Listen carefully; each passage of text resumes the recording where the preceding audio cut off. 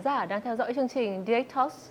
Direct Talks là nơi chia sẻ về những câu chuyện và kinh nghiệm xoay quanh chuyển đổi số với các chuyên gia và lãnh đạo hàng đầu trong lĩnh vực và ngành nghề. Chương trình được tổ chức bởi FPT Digital, công ty tư vấn chuyển đổi số của tập đoàn FPT, tập đoàn công nghệ thông tin hàng đầu Việt Nam. Direct Talks mùa thứ 2 đã quay trở lại với một diện mạo vô cùng mới. Và điểm khác biệt với mùa thứ 2 đó chính là tôi cùng các vị khách mời sẽ cùng nhau trao đổi và thảo luận các vấn đề xoay quanh câu chuyện chuyển đổi số với góc nhìn chuyên sâu hơn và một trong những ngành đang là thế mạnh của Việt Nam tại thời điểm hiện tại, đó chính là ngành sản xuất. Tôi, Vũ Đài Trang, trong tập đầu tiên của mùa thứ 2 này và cũng là số đầu tiên của năm mới 2023, tôi sẽ là người dẫn chuyện cùng đồng hành với khách mời và các vị chuyên gia trong buổi tối ngày hôm nay. Đến với tập đầu tiên, tôi rất vui mừng được chào đón các vị khách mời tham gia chương trình. Anh Mitsuhiro Henry Umebayashi, giám đốc hợp danh của Arthur D. Little. Anh Nguyễn Lê Thăng Long, phó tổng giám đốc tập đoàn Alphard Holdings. Anh Phạm Hồ Trung, chuyên gia tư vấn chuyển đổi số FPT Digital. Trong tập đầu tiên này, tôi và các vị khách mời tham gia ngày hôm nay sẽ cùng nhau bàn luận về những vấn đề, câu chuyện xoay quanh mối liên hệ, việc tích hợp, lồng ghép các yếu tố phát triển bền vững vào trong việc xây dựng lộ trình chuyển đổi số của doanh nghiệp. Liệu trong tương lai, đây có phải là một xu hướng tất yếu và các doanh nghiệp cần phải thực hiện? Bên cạnh đó, chúng ta cũng sẽ cùng nhau nhìn nhận những cơ hội mà các doanh nghiệp Việt Nam nói chung, doanh nghiệp sản xuất nói riêng có thể nắm bắt và tận dụng để bắt kịp xu thế và tạo sự bứt phá, hướng tới chuyển đổi số và phát triển bền vững toàn diện. Như chúng ta đã biết, biến đổi khí hậu đã và đang là thách thức nghiêm trọng của thế giới. Và Việt Nam là một trong các quốc gia đang phát triển phải chịu ảnh hưởng nặng nề bởi tác động của biến đổi khí hậu. Trong hội nghị COP26, Việt Nam đã có những cam kết mạnh mẽ cùng 150 quốc gia trên thế giới, cam kết đưa mức phát thải ròng về không vào giữa thế kỷ năm 2050. Vậy không chỉ trên thế giới mà cả ở Việt Nam, với 3 cấp độ toàn cầu, quốc gia và doanh nghiệp đều cần phải có những sự quan tâm đúng mức đến việc phát triển bền vững. Câu hỏi đầu tiên xin dành cho anh Henry. Đứng trên góc độ là công ty tư vấn cho các doanh nghiệp sản xuất, theo anh Henry thì tại sao phát triển bền vững lại là một phần quan trọng trong phát triển doanh nghiệp? Vậy anh nhận định hay đánh giá nào về xu hướng chuyển đổi số phục vụ phát triển bền vững của các doanh nghiệp trên thế giới và trong khu vực hiện nay? Xin mời anh. So, thanks for the questions.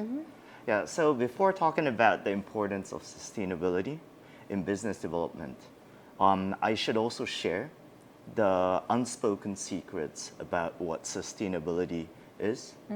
So sustainability is not only to achieve sustainable development, but it's also a means to capture the competitiveness of the European companies especially.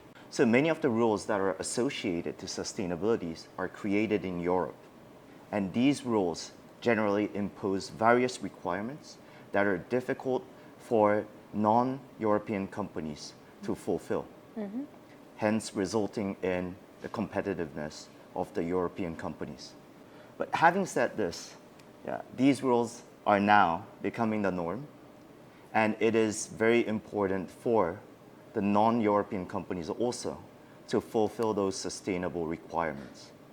And for example, without being sustainable, you wouldn't be able to conduct trades with Western companies. As for this is a very important element that all the companies have to follow. So the ESG metrics was created in an attempt to fix capitalism, and it's focused only on profit, disregarding any other impacts. So it aims to direct the efforts of companies and organizations beyond the profit making and into the wider agenda of climate, social, and governance.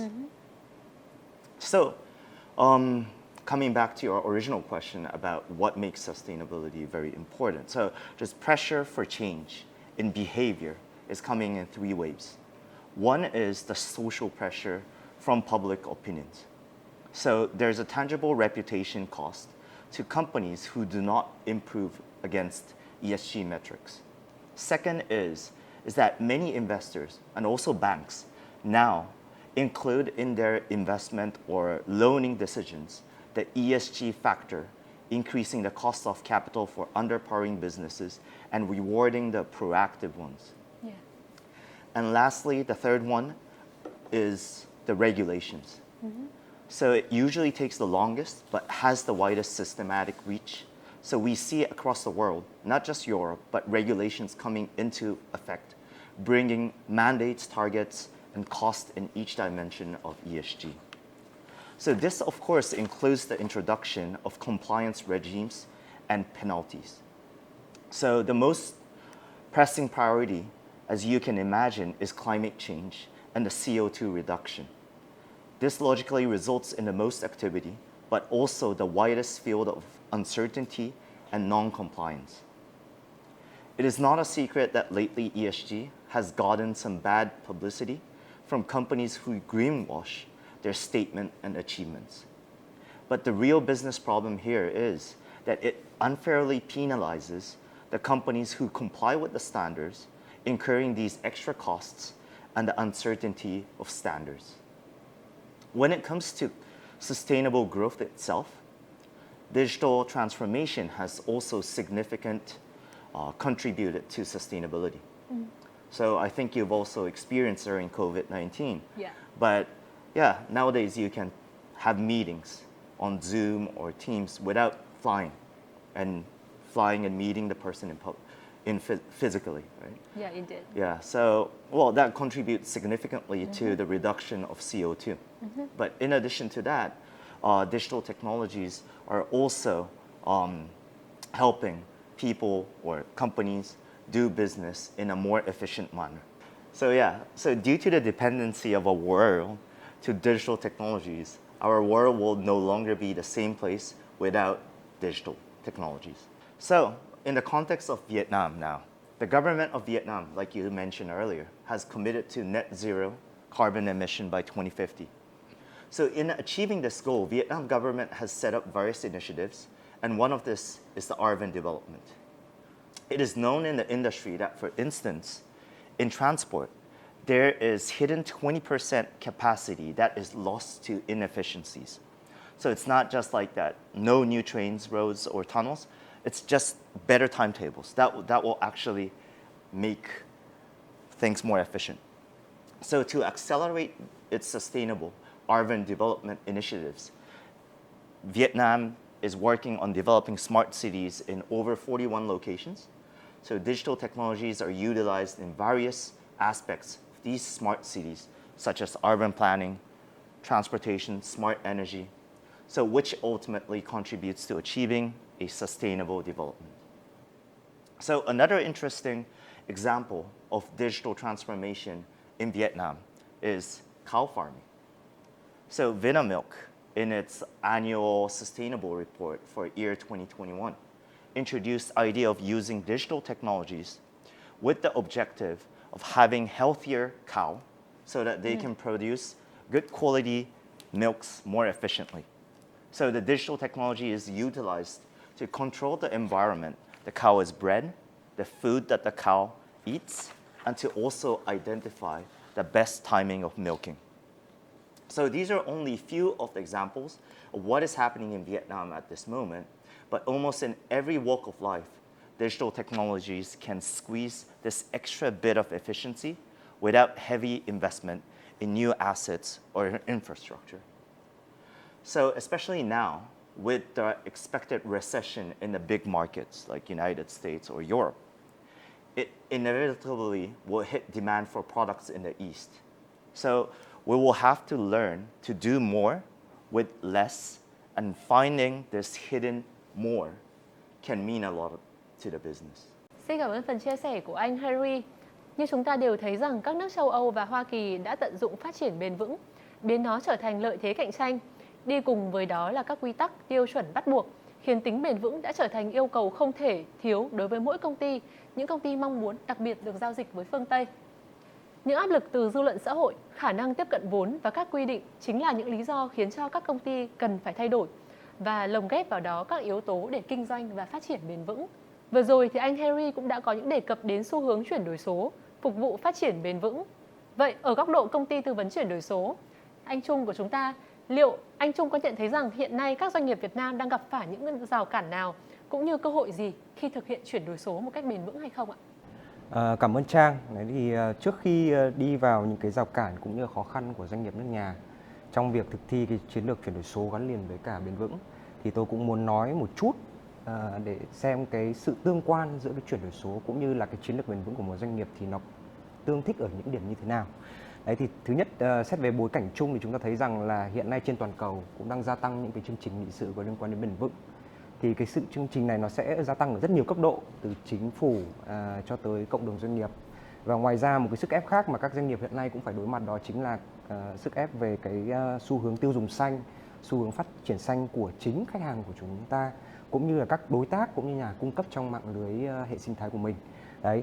Thế thì điều đó cho chúng ta thấy rằng là việc theo đuổi những cái mục tiêu liên quan đến phát triển thuần túy chẳng hạn thì doanh nghiệp cũng phải đối mặt với những yêu cầu bắt buộc làm sao để có thể là làm giàu thêm những cái yếu tố liên quan đến chiến lược bền vững, cụ thể là các chiến lược ESG như anh Henry cũng đã vừa chia sẻ. Và ngoài ra thì họ cũng phải giải quyết được cái bài toán quản trị vận hành theo hướng bền vững và đảm bảo rằng là tất cả bộ máy cũng như con người nội tại của doanh nghiệp đều phát triển theo một cái xu hướng bền vững, đảm bảo có một cái cấu trúc doanh nghiệp cho tương lai nó thực sự là bền vững và đáp ứng những cái yếu tố tiêu chuẩn xanh về ESG. Và trong thời kỳ cách mạng công nghiệp 4.0 hiện nay, đấy, khi mà chuyển đổi số chúng ta thấy rằng là cái tầm quan trọng của nó trong cái việc là tạo ra những cái thay đổi vô cùng rộng lớn trong toàn bộ quy mô của doanh nghiệp. Nó tạo ra những cái ảnh hưởng lên toàn bộ những cái quá trình kinh doanh, sản xuất, quản trị, vận hành, tạo nên cái văn hóa số mới, tạo nên cái con người số mới. Thế thì chúng ta thấy rằng là do cái tầm ảnh hưởng như vậy, thế nên là khi mà các doanh nghiệp xây dựng những cái chiến lược ESG của chính mình ấy, thì họ cũng sẽ phải lồng ghép những cái mục tiêu của ESG và sử dụng chuyển đổi số như một cái đòn bẩy để có thể là thực thi những cái sáng kiến về ESG và đạt được cái kết quả cuối cùng tích cực nhất.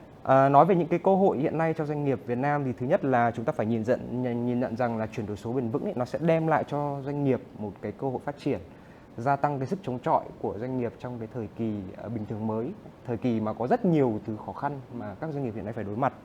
Ngoài ra thì trong cái thời kỳ đại dịch Covid vừa rồi thì chúng ta cũng thấy rằng là những cái doanh nghiệp mà họ thực sự có cái chiến lược ESG rõ ràng, họ sử dụng chuyển đổi số để làm đòn bẩy, đưa những cái mục tiêu ESG đến cái kết quả cuối cùng mà họ mong muốn thì đều có cái sức chống chọi rất là tốt trong cái thời kỳ đại dịch. Và sau khi đại dịch đi qua thì họ sẽ thực sự là bùng nổ và trở lại mạnh mẽ hơn. Thứ hai thì doanh nghiệp sẽ có cơ hội tiếp cận với những cái mô hình kinh doanh hoàn toàn mới. Đấy, những cái mô hình kinh doanh này thì tôi muốn nhấn mạnh rằng cái yếu tố bền vững ở đây là cái yếu tố quan trọng nhất đối với những cái mô hình kinh doanh này. Thì để nói về kiến tạo một cái business model hay một cái mô hình kinh doanh mới hiện nay thì không thể nào không có yếu tố số được. Vì đó chính là cách chúng ta tiếp cận với cả một cái tập khách hàng hoàn toàn mới. Tiếp cận với những thị trường mà từ trước đến nay chúng ta chưa bao giờ tiếp cận. Và qua đó chúng ta sẽ gia tăng thêm cái nguồn doanh thu cho doanh nghiệp và nó đảm bảo cái sự phát triển của doanh nghiệp trong tương lai. Cơ hội rõ ràng là vậy, tuy nhiên thì ngày nay thì các doanh nghiệp họ cũng phải đối mặt rất nhiều với những cái rào cản khó khăn thách thức khi thực hiện đồng thời cả mục tiêu chuyển đổi số lẫn mục tiêu phát triển bền vững. Đầu tiên phải nhìn nhận rằng là cái nhận thức của cộng đồng doanh nghiệp của chúng ta khi thực hiện cái việc chuyển đổi số gắn liền với yếu tố bền vững hiện nay thì vẫn còn chưa phải là tốt. Thứ nhất là cụ thể ở đây là cái nhận thức của họ về cái tầm quan trọng cũng như là cái sự cấp thiết của cái việc phải tiến hành cái việc chuyển đổi số mà gắn liền với những cái mục tiêu ESG.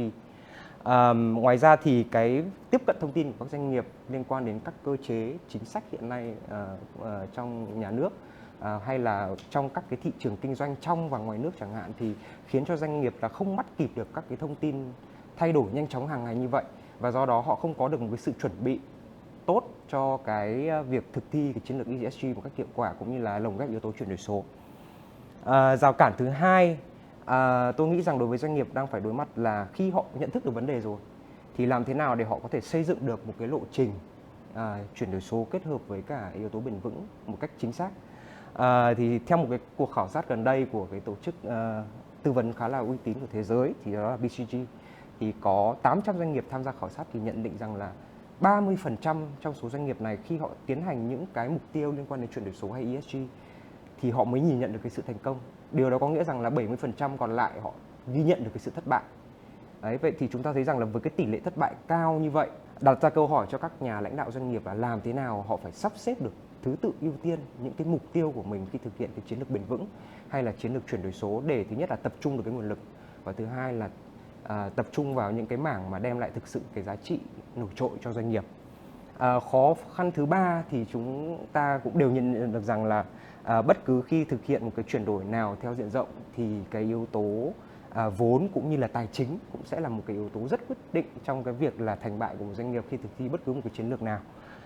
Do đó nhiều doanh nghiệp hiện nay, đặc biệt là trong Việt Nam có rất nhiều doanh nghiệp vừa và nhỏ, thì họ nhận thấy rằng là việc thực thi những cái chiến lược tầm vĩ mô như ESG chẳng hạn thì chỉ là những cái câu chuyện của các cái doanh nghiệp lớn, có cái bộ máy vận hành quản trị tốt, có tiềm lực tài chính mạnh mẽ đấy, cho nên là họ sẽ thực sự quan tâm đến cái vấn đề chuyển đổi số gắn liền với cả bền vững.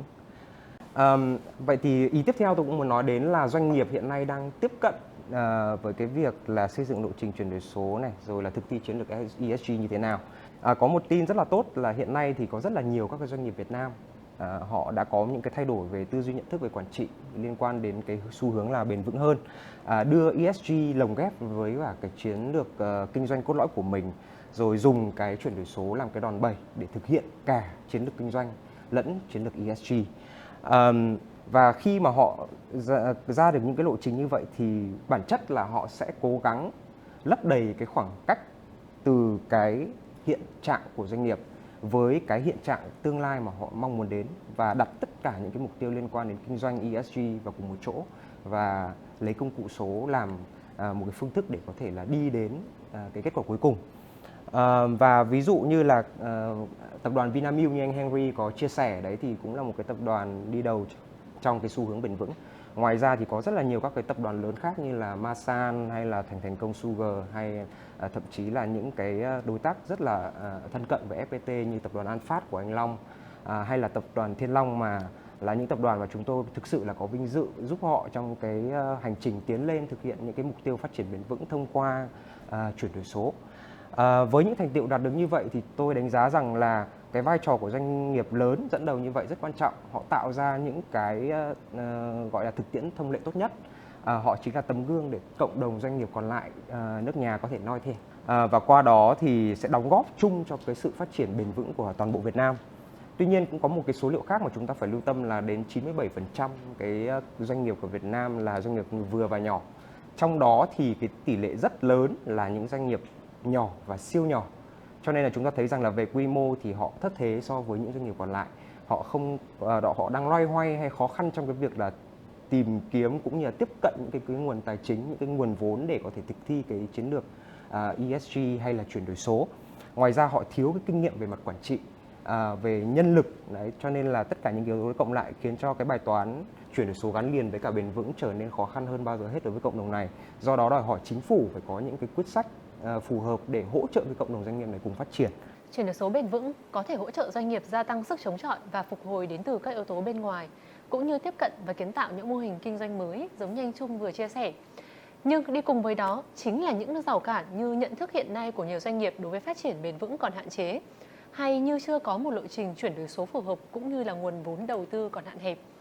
Tuy vậy thì các doanh nghiệp Việt Nam vẫn đang rất nỗ lực để thay đổi trong tư tưởng quản trị về phát triển bền vững cũng như đưa ESG vào trong chiến lược kinh doanh của mình.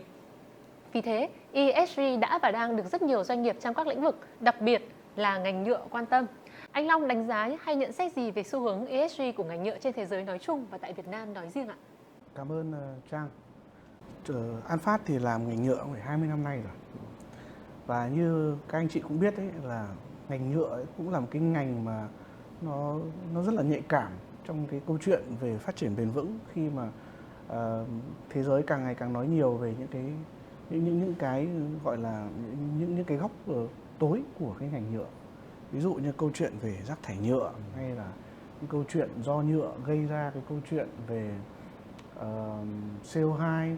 Đấy. Thế thì chính vì thế nên là những cái doanh nghiệp trong ngành nhựa ấy, là thực tế là họ đã phải từ khoảng độ 10 đến 15 năm nay, là đặc biệt là những cái doanh nghiệp lớn trên thế giới, là họ đã bắt đầu phải hướng đến cái câu chuyện về những cái giải pháp cho cái việc phát triển bền vững ESG.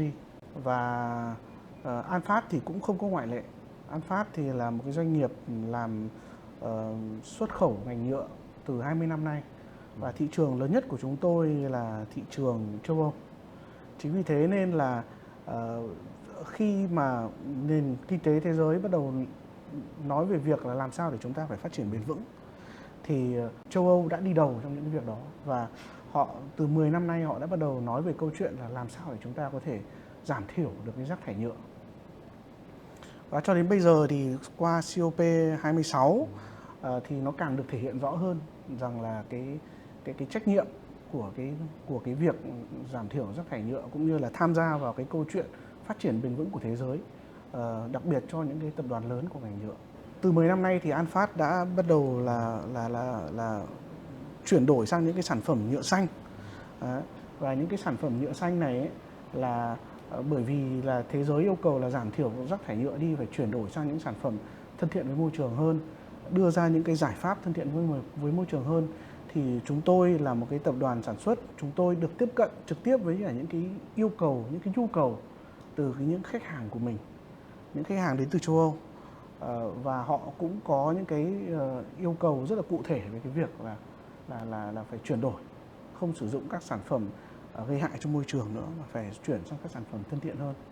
Thì đấy là cái câu chuyện về mặt vĩ mô. Như mọi người cũng vừa chia sẻ ấy, thì chúng ta sẽ thấy rằng là cái mô hình kinh doanh nó sẽ phải thay đổi. Đấy, thì ở trong cái ngành nhựa của chúng tôi ấy, thì năm 2020 ấy, thì WWF cũng có nói về cái câu chuyện gọi là dấu chân nhựa, gọi là plastic footprint. Đây, có thể mọi người nghe nhiều về câu chuyện như là CO2 footprint, là câu chuyện làm sao để có thể giảm thiểu CO2. Thì bây giờ chúng ta cũng nói về cái câu chuyện là dấu chân nhựa, là plastic footprint. Bởi vì là cái vấn đề của nhựa là rác thải nhựa ấy, đó là chúng ta không thể tracking được nó. Thì dẫn đến là chúng ta sản xuất ra một sản phẩm mà chúng ta không biết được rằng là cái end of life của nó là như thế nào ấy, thì dẫn đến là đến gần 50% ấy, là cái sản phẩm nhựa sau khi sản xuất xong là không có được xử lý một cách là hiệu quả. Ví dụ như là phải được đốt, hoặc là phải được là tái sử dụng, chemical recycling, có nghĩa là chuyển đổi nó từ nhựa về thành hóa chất ấy, thì nó mới là tốt. Thì nó không được xử lý như thế. Thế nên là các công ty lớn trên thế giới người ta đã hợp lại với nhau, và để người ta xây dựng ra những cái, phát triển ra những cái công nghệ mới để có thể tracking được cái việc đó.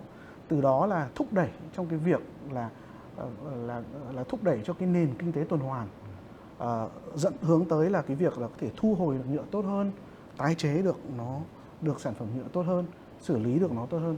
Qua đó thì mình có thể thấy rằng là ở mặt vĩ mô ấy, là cái việc chuyển đổi số, cái số hóa là rất là quan trọng. Bởi vì để làm những cái việc đó ấy, thì nó cần phải có số hóa. Chúng ta không thể làm nó bằng cách là in một cái nhãn lên đó và rồi theo dõi nó được. Cái đấy thì khó.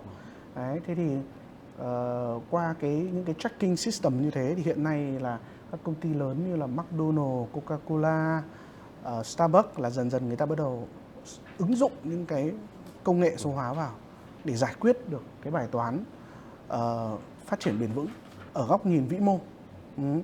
Thế thì trong ESG ấy, thì các doanh nghiệp lớn hàng đầu của ngành nhựa ấy, cũng đã tham gia vào rất là sâu.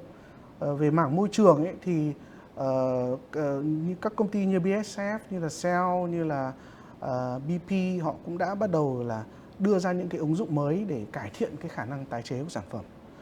Đấy, chúng tôi thì vừa rồi có một cái hội chợ rất là lớn trên thế giới gọi là K-Fair. Đấy là hội chợ lớn nhất trong ngành nhựa, tổ chức tại Đức. Thì 2 năm tổ chức một lần, và trong cái năm 2022 này khi tổ chức ấy, thì chúng tôi nhận thấy là phải đến 70-80% trong cái hội chợ đấy là người ta nói về cái việc làm sao để có thể tái chế được các sản phẩm nhựa tốt hơn. Đấy. Ngoài cái câu chuyện về mặt tái chế ra thì các doanh nghiệp khác người ta bắt đầu chuyển sang là sử dụng các sản phẩm thay thế. Ví dụ như là sử dụng các sản phẩm năng lượng điện mặt trời, năng lượng điện gió để tham gia vào cái trách nhiệm đối với cả cái ESG.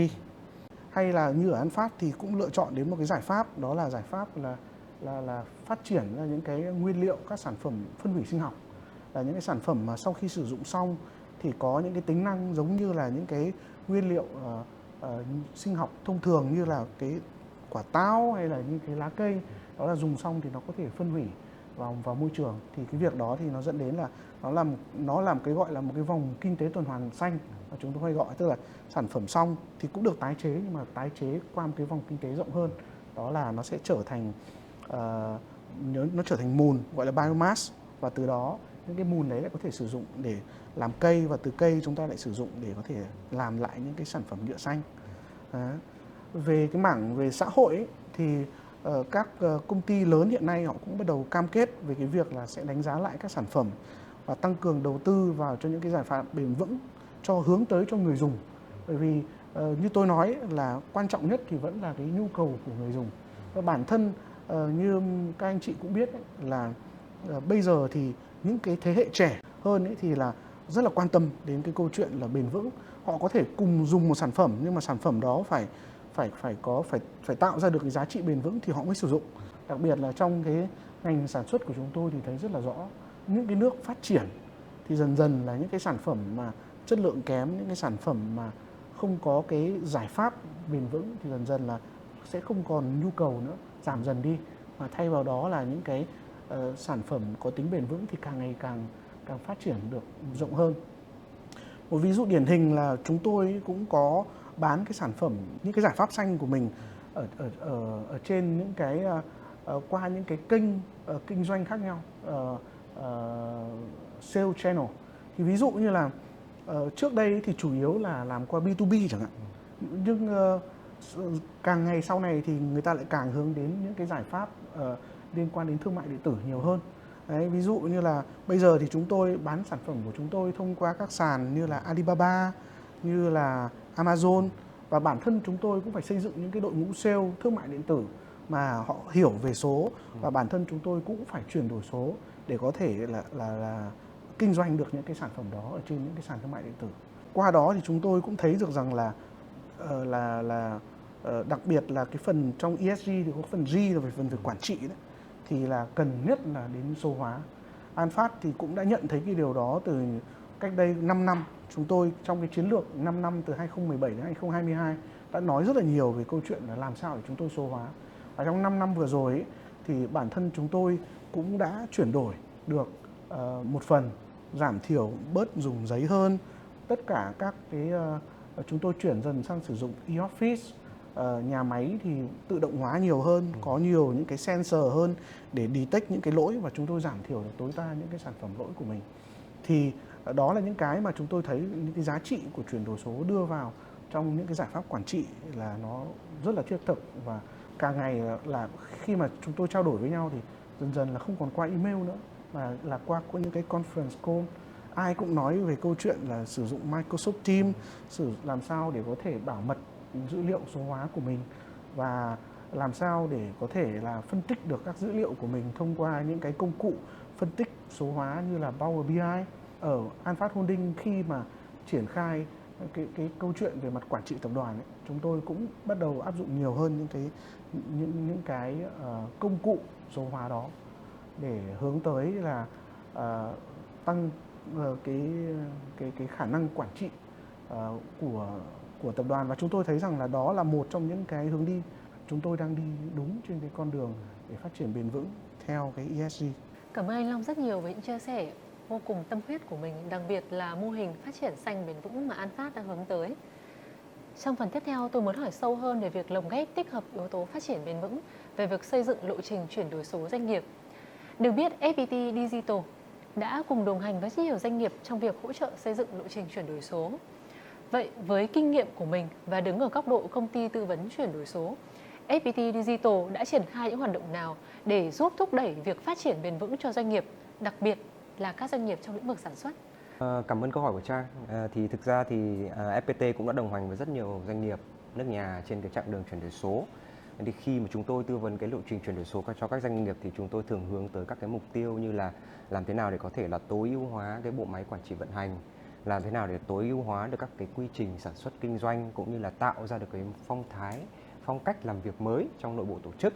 Ngoài ra thì chúng tôi cũng hướng tới là làm sao giúp cho các doanh nghiệp có thể là cải thiện được cái quan hệ cũng như là cái trải nghiệm với khách hàng, kiến tạo ra được những cái mô hình kinh doanh mới trên môi trường số. Và do đó tất cả những cái kết quả mà chúng tôi hướng tới trong cái lộ trình chuyển đổi số thì chỉ hướng tới một cái mục tiêu duy nhất là làm thế nào doanh nghiệp mà mình tư vấn sẽ trở thành một cái doanh nghiệp bền vững, và dựa trên hai phương diện là bền vững và chuyển đổi số. Theo cá nhân tôi thì trước hết các doanh nghiệp khi mà tiến hành xây dựng một cái lộ trình chuyển đổi số bền vững ấy, họ phải thay đổi cái tư duy của mình, phải nhìn nhận rằng là cái yếu tố bền vững ấy, nó là một cái lợi thế cạnh tranh của mình, là một cái cơ hội để tăng trưởng, chứ chúng ta không đơn thuần chỉ nhìn nhận cái việc là đáp ứng những cái tiêu chuẩn ESG theo cái phương diện chúng ta đối phó hay là tuân thủ theo các cái quy định. Khi mà họ đã xác lập được cái suy nghĩ như vậy thì cái việc lập kế hoạch cũng như là thực thi sau này mới đúng thực chất, và họ mới huy động đúng được cái con người cũng như là nguồn lực của tổ chức để thực hiện cái vấn đề đó. Và ngoài ra nó cũng sẽ phải huy động được là cái sự tham gia của toàn bộ con người trong tổ chức, phải có cái cam kết cao nhất từ cấp lãnh đạo cho đến sự tham gia nhiệt huyết từ tất cả các cấp quản lý phía dưới cũng như là toàn bộ nhân viên trong tổ chức, thì khi đó họ mới tiến tới được một cái sự thành công trong cái việc xây dựng chiến lược. Để phác thảo được một cái chiến lược chuyển đổi số mà kết hợp được cái yếu tố ESG đấy, thì thứ nhất thì chúng tôi thường giúp các doanh nghiệp đánh giá, thứ nhất là nhìn nhận lại toàn bộ hiện trạng của mình, đánh giá cái mức độ trưởng thành số của họ đang ở đâu. Thì sau khi cái kết quả đánh giá đấy được tiến hành chuyên sâu thì chúng tôi sẽ vẽ ra được một cái biểu đồ bao gồm có những cái cơ hội tăng trưởng, những cái vấn đề nhức nhối mà hiện nay nội tại doanh nghiệp đang gặp phải. Và qua đó chúng tôi cũng sẽ tư vấn được rằng là những cái định hướng nào mà doanh nghiệp nên tập trung trong trung hạn, và sau đó là trong dài hạn. Tất nhiên là câu chuyện dài hạn bây giờ cũng khá là khó nói, bởi vì là cái tình hình vĩ mô chẳng hạn có rất là nhiều cái thay đổi đấy, cho nên là cũng tác động rất là nhiều đến doanh nghiệp, cho nên là chúng tôi cũng sẽ chỉ thiết kế theo cái tầm nhìn là trung hạn khoảng từ 3 cho tới 5 năm thôi. Khi mà thiết kế như vậy thì chúng tôi sẽ tập trung vào những cái lĩnh vực mà nó thiết thực nhất với tất cả những bên liên quan trong một cái hệ sinh thái của doanh nghiệp.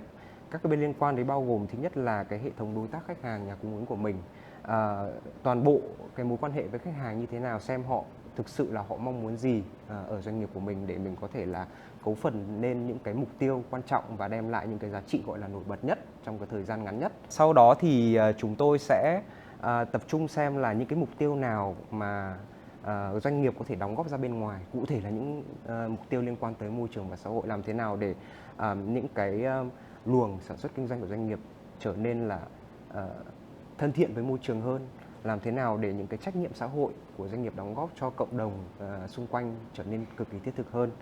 Do đó là việc sắp xếp thứ tự ưu tiên đó là rất quan trọng. Đấy, cho nên là các công ty, các doanh nghiệp thì cũng phải ý thức được rằng là nhiều khi họ có rất là nhiều sáng kiến. Đó, nhưng mà không phải lúc nào chúng ta cũng có thể thực thi những sáng kiến đấy một cách hiệu quả.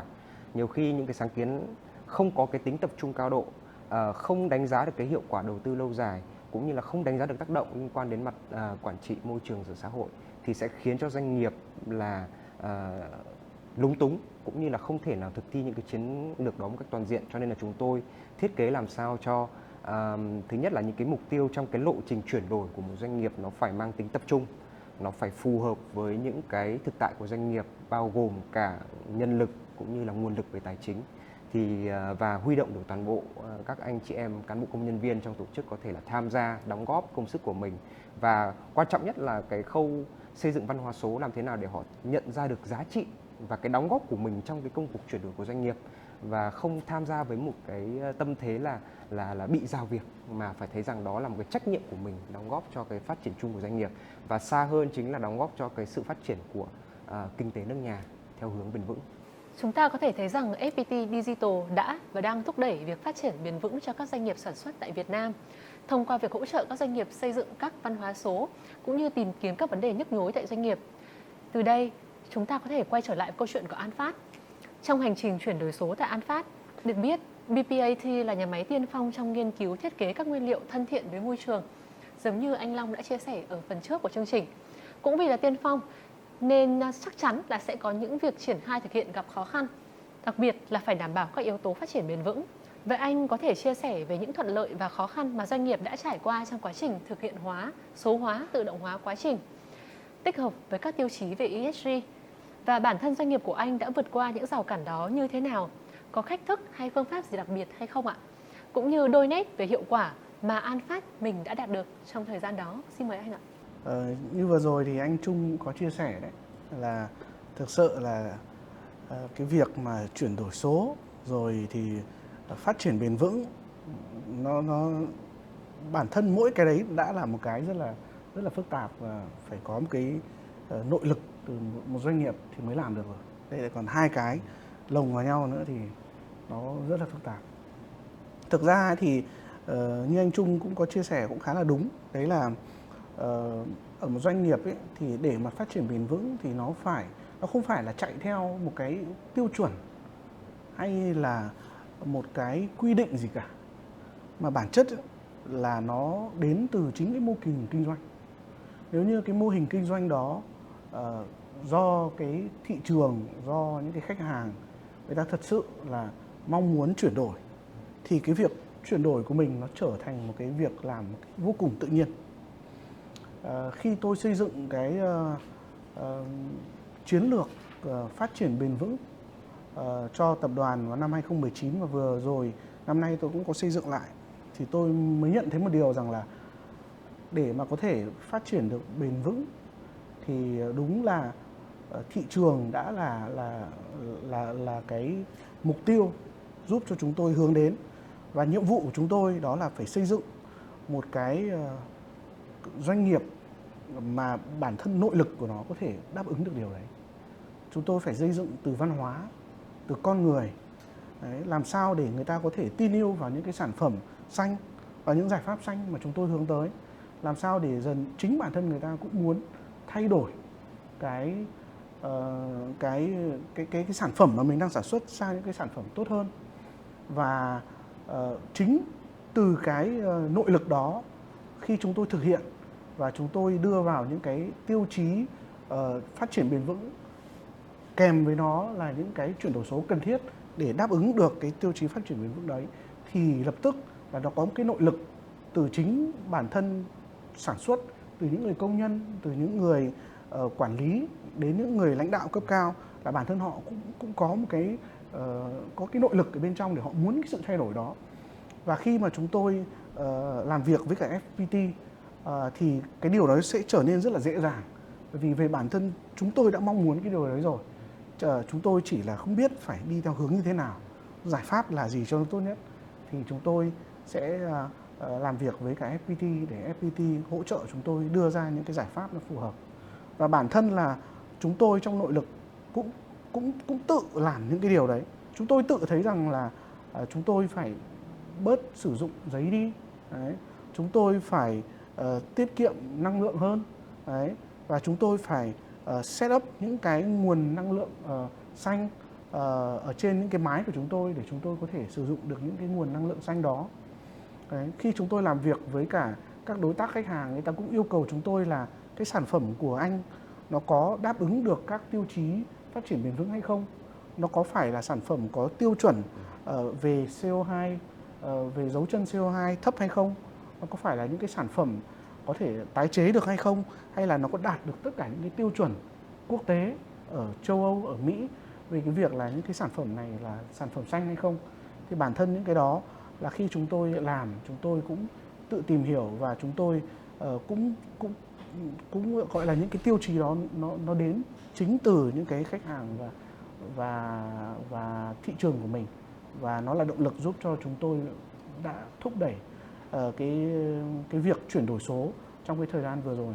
Chúng tôi không phải làm điều đó vì bị bắt buộc, mà đó là cái câu chuyện mà chúng tôi hướng tới, đó là cái business model mà chúng tôi hướng tới.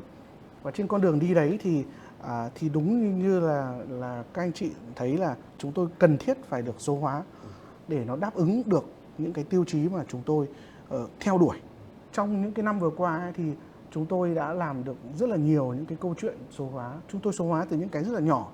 Ví dụ như là ở dưới nhà máy là bây giờ ấy, chúng tôi có những cái con robot là nó thay vì là chúng tôi phải dùng người để đẩy những cái xe nhựa ra những cái chỗ máy để máy thổi nhựa nữa, và chúng tôi lắp những cái đường ray cho nó để nó có thể đi trên những đường ray đó và đưa đến đúng cái xô nhựa cần thiết vào chỗ cái máy cần thiết. Bởi vì một nhà máy nó có đến khoảng hàng trăm cái máy, nếu mà con người nhiều khi con người mệt mỏi thì họ sẽ làm việc đó bị sai, nhưng khi mình số hóa rồi thì nó không còn sai nữa. Và trong sản xuất của chúng tôi thì chúng tôi đã sử dụng rất là nhiều số hóa để cải tiến được cái chất lượng của sản phẩm, để đáp ứng được những cái tiêu chí bền vững, những cái tiêu chí xanh mà thị trường người ta yêu cầu. Thì chúng tôi phải sử dụng thêm rất là nhiều sensor để chúng tôi có thể là detect được ra những cái lỗi. Thay vì chuyện là chúng tôi làm ra cả một công hàng rồi, gửi ra đến bên đấy rồi người ta mới bảo sản phẩm này của anh không có đạt chất lượng, chúng tôi phải gửi về. Thì chúng tôi đã giảm thiểu cái đó thông qua những cái việc là phát triển số hóa cái kiểm soát chất lượng, cái QC. Ở cả một nhà máy của chúng tôi mà 500 người ấy, thì chúng tôi chỉ có một QC thôi. Và nhiệm vụ của anh QC đó không phải là đi test xem cái sản phẩm đó bị hỏng hay không. Và nhiệm vụ của anh ấy là đi đi đào tạo cho các nhân viên, các công nhân của chúng tôi biết cách làm sao để sử dụng những cái kết quả của những cái sensor để hiểu được rằng là chất lượng của sản phẩm đấy là tốt hay không. Ở quy mô rộng hơn ở tập đoàn ấy thì chúng tôi cũng đã số hóa phần lớn từ cái câu chuyện như là tôi có vừa trao đổi là câu chuyện về bán hàng. Chúng tôi cũng số hóa chuyển sang bán ở trên các sàn thương mại điện tử. Chúng tôi cũng sử dụng CRM, cũng sử dụng Power BI để phân tích được cái kinh doanh của mình. Từ đó là mình đưa ra được những cái giải pháp nó hiệu quả hơn. Và trong cái câu chuyện về Office thì chúng tôi cũng chuyển sang sử dụng Microsoft Teams, Microsoft Office và cũng hướng tới chuyển sang sử dụng e-office để có thể là hướng tới là một cái văn phòng không giấy, đúng không? Đấy thì đó là những cái chúng tôi làm. Và trong những cái năm vừa qua thì như anh Trung có chia sẻ là chúng tôi cũng có làm việc với anh Trung đấy, để chúng tôi có thể tiếp tục là xây dựng ra những cái lộ trình chuyển đổi số cho những cái thời gian tiếp theo. Dưới góc nhìn của công ty tư vấn ấy, như anh Trung vừa có chia sẻ ấy, thì cái việc chuyển đổi số nhiều khi sẽ phải đặt ngược lại câu hỏi là chúng tôi có phải chúng tôi lấy đâu ra tiền để mà đầu tư đấy, hay là trong cái thời kỳ kinh tế khó khăn như thế này thì làm sao để có thể huy động ra một cái nguồn vốn để đầu tư vào chuyển đổi số. Nhưng dưới góc nhìn của một đơn vị, một doanh nghiệp sản xuất thì tôi lại hơi khác một tí. Là chúng tôi sẽ luôn luôn hướng tới những cái giải pháp làm sao mà nó có thể là hiệu quả ngay lập tức, một cái quick win. Và chính những cái hiệu quả đấy nó sẽ là những cái nguồn vốn mà do chúng tôi tạo ra để chúng tôi có thể tái đầu tư và tiếp tục là chuyển đổi số liên tục. Đấy, thì đúng như anh nói, sáng kiến có thể có rất nhiều, nhưng mà chúng ta sẽ phải lựa chọn những cái quick win trước và sau đó mới đến những cái chuyển đổi số nó có tính phức tạp hơn. Cảm ơn phần chia sẻ của anh Long ạ. Anh Long có vừa nhắc đến vấn đề xây dựng nguồn lực nội tại, và từ những hành động rất nhỏ của An Phát, chúng ta thấy rằng việc thúc đẩy phát triển bền vững thông qua hoạt động thúc đẩy và triển khai bao gồm sử dụng giảm giấy tờ và mực in trong in ấn, tiết kiệm năng lượng dư thừa. Bên cạnh đó, con người là một yếu tố vô cùng quan trọng. Khi An Phát truyền thông tích cực để đội ngũ cán bộ nhân viên hiểu được tầm nhìn, tầm quan trọng của việc chuyển đổi số, đồng thời giúp họ hỗ trợ cải thiện năng suất làm việc hiệu quả hơn. Nhắc đến tư vấn chiến lược kết hợp với ứng dụng công nghệ, ADL cũng đã có rất nhiều kinh nghiệm trong việc thực hiện chuyển đổi số theo định hướng ESG. Chuyển đổi số cho các doanh nghiệp của mình, bản thân các doanh nghiệp tại Việt Nam hiện nay cũng đã và đang chú trọng vào phát triển bền vững, và cũng có những bài học kinh nghiệm từ các doanh nghiệp đi trước là một điều vô cùng cần thiết. Tôi rất muốn được nghe chia sẻ từ anh Henry để nghe về hành trình mà ADL đã hỗ trợ các đối tác của mình trong việc thực hiện chuyển đổi số theo định hướng ESG.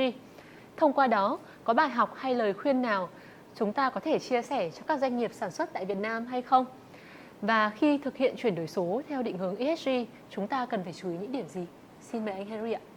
So, I don't know how much the audience knows about ADL. So we're actually the first management consulting company. So before McKinsey or BCG that you referred to earlier. But what is different about us is that we go beyond strategy. So we have a history of applying technology to benefit the business. Just a few interesting facts. So we were the first one to come up with a process to mass manufacture penicillins. So we didn't invent the penicillins, but we came up with a means to manufacture penicillin in a large lots. That's one.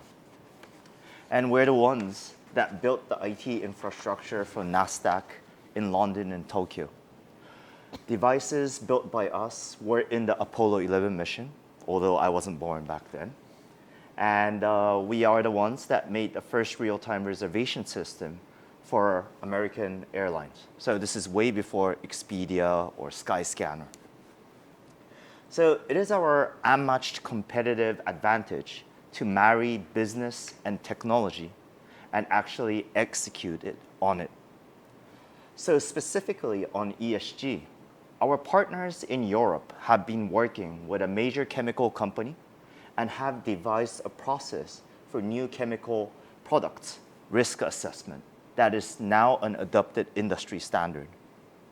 So we are really focused on helping our clients with their biggest problem.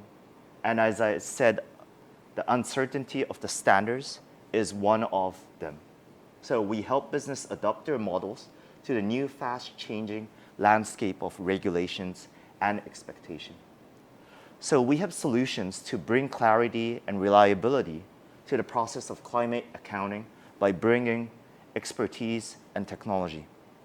Our data scientist teams are developing data-driven, accountable system to enable full CO2 compliance across internal factors and the supply chain. To bring fairness to the market, we are collaborating with a leading academic institution from the USA to use AI and natural language processing to assess at an enormous scale the ESG statements of multiple companies and the cost of non-compliance.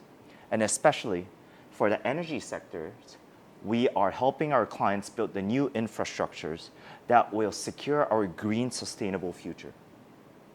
So we have special solutions for energy companies, for example, to help them be ready to meet the rise in EV, how to build their charging networks to meet the demand of the increasing number of EVs on the road, and where to place those charging stations to maximize the ROI. Or when considering new green generation projects, how to assess the future generation potential of a proposed solar facility, accounting for climate change and having a realistic long-term projections of the energy a new park will produce can be the difference between the life and death of such a project. But let's not focus only on the E aspect of the ESG. So public sentiments on these issues is the most powerful factors that can affect business. But public opinion is notoriously hard to measure and understand, let alone influence. So you will be surprised, but data science has a role here too. So one of our clients, a consumer goods company, uses our AI insights capability to track public sentiment and shape their next generation sustainable product. The algorithm can read all the things that people say, identify what is the predominant topic and what are the emerging ones. It identifies where is the conversation happening and who are the real influential voices in this discussion that needs to be engaged. And once a company takes action, it can measure the reactions of those people. So you would think this is only English-focused AI experiments, but we can do this in over 90 languages. So using these technologies, we are able to give superpowers to corporate marketing, corporate communications, and even R&D to really hear and understand what their audience thinks. So being a region that is prone to climate change, it is crucial for Vietnam and Southeast Asian companies to work together to achieve sustainable growth. Vietnam might still be a follower in the sense of sustainable initiatives, but being the leading growth engine of Southeast Asia and even the world, Vietnam surely has the potential to eventually lead sustainability and become a lawmaker. So to enable this digital technologies and innovations are the key. So sustainability is a journey that we as humans need to take it if we are to have a future. So there's the individual actions that each organization needs to take on one hand, and there is the collective actions that is needed to make our efforts effective. So we truly hope our work is helping the latter happen sooner to avoid the biggest climate breakdown. Xin cảm ơn phần chia sẻ của anh Henry. Bản thân anh Henry cũng như ADL đã và đang hỗ trợ cho các khách hàng của mình không chỉ dừng lại ở việc thay đổi chiến lược kinh doanh, mà là làm thế nào để kết hợp công nghệ và chiến lược kinh doanh một cách phù hợp nhất. Như vậy, anh Henry đã chia sẻ ứng dụng khoa học dữ liệu, sử dụng AI vào nghiên cứu tâm lý khách hàng để đưa ra các hoạt động phù hợp nhất. Thông qua phần chia sẻ của cả ba vị khách mời của chúng ta ngày hôm nay, thế giới đã và đang tiếp tục duy trì phát triển bền vững. Tuy nhiên, ở Việt Nam, việc phát triển bền vững vẫn còn là một vấn đề cần được chú trọng và quan tâm, khi Việt Nam đang là nước chịu ảnh hưởng lớn từ biến đổi khí hậu. Cơ hội cho các doanh nghiệp nói chung, doanh nghiệp trong lĩnh vực sản xuất nói riêng vẫn luôn tồn tại. Điều quan trọng là các doanh nghiệp cần biết nắm bắt để bắt kịp xu thế và tạo bứt phá hướng tới chuyển đổi số và phát triển bền vững một cách toàn diện nhất. Để nắm bắt được cách thức phù hợp với doanh nghiệp của mình, điều cần thiết khi xây dựng lộ trình là cần có một đối tác tư vấn có kinh nghiệm, đặc biệt là trong ngành sản xuất, để giúp doanh nghiệp sẵn sàng cho việc kết hợp chuyển đổi số với các mục tiêu phát triển bền vững. Cảm ơn các vị khách mời và chuyên gia đã mang đến những góc nhìn và chia sẻ rất hữu ích tới quý vị khán giả của chương trình DX Talks. Để theo dõi các thông tin và các tập mới nhất của chuyên mục DX Talks, mời quý khán giả hãy truy cập chuyên mục DX Talks tại trang web của FPT Digital. Chúc quý khán giả một năm mới an khang thịnh vượng và thật nhiều may mắn. Xin cảm ơn và hẹn gặp lại quý vị khán giả trong các tập tiếp theo.